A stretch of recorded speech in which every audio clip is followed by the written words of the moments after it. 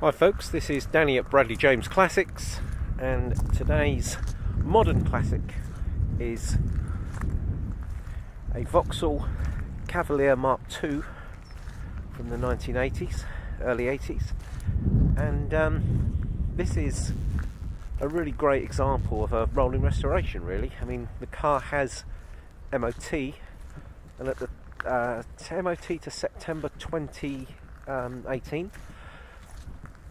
And despite the fact that the car, I believe it's 87,000 or 78,000, I will confirm that when I get inside, and of course it is very old, it's in pretty solid condition. The car doesn't look to have been even attempted to have been restored. When you look on the logbook, it's had one relatively short-term owner, but other than that, it seems to have stayed in the family. You had an owner from 1990 right up to last year. Before that, it just had one single owner. So, two previous owners on the logbook.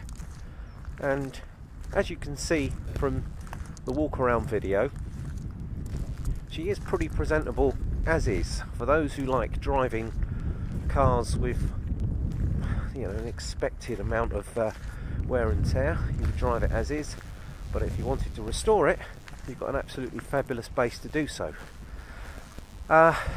It's a 1300L, so even though it's a small engine, the little 1300 engines that they fitted in these Cavaliers and Astras of the era, well, certainly compared to their Ford counterparts, they were pretty punchy engines.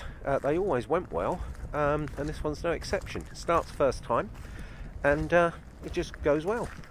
Now I'm going to get in close to all the panels, and you can make your own assessment where you judge this, because I know what it's like when you look at these walk-around videos. You know, someone's idea of, oh, that's mint, mate, might be absolutely terrible in someone else's, but you know, as I get in close, there you go, there's a bit of paint off there, there's a little bit of scratch there, but that's a very solid original wing.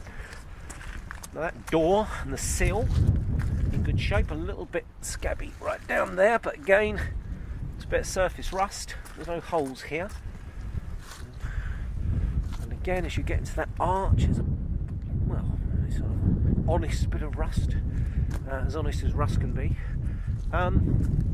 Rear bumper in good condition, a little bit scabby there. As I go around the other side, it's symmetrical scabbiness. Now, anyone who knows the old Cavaliers, they knew that the old water used to create a bit of corrosion around them, and this one's no exception, to the extent that probably cleaning that all off, popping that screen out, painting it all, putting it all back in again, that would probably be recommended for someone who's going to use this car long term. This arch is better, a little bit of a grizzle down there, but no holes.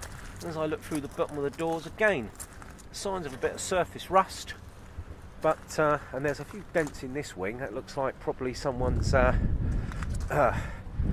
car doors onto that. I don't know how long this one's been tucked away in a garage, for decades, but and when you look at the MOT history, you can see that it's only sort of gone back on the road in 2016, I think, and it had its first MOT there with a few minor advisories. The last MOT didn't have any advisories, which frankly I find remarkable, but as we know, there's MOTs and MOTs. It's not one that we arranged. I mean, certainly we picked it up and it had a long MOT on it. Better have a look at the inside, and describe this car as a survivor. When you look at the seats in it, again, these aren't mint seats. Oh, 78,000, not 86. Dashboard cracked right across the top. Very common on these. So again, for restoring it back to its former glory, look at that sharp period radio cassette. Oh, brilliant. Just what they used to have them back in the 80s, because this probably would have come with a radio. Unforgivable Vauxhall dials. Steering wheel's nice and it's still well grained, so that, to me, I think the mileage is probably, as the speedo suggests. Really good carpets in here. There's rear seats in really good shape. Headrests are all there. They're really good headlining. Don't need to do anything with that. All the door cards are pretty good.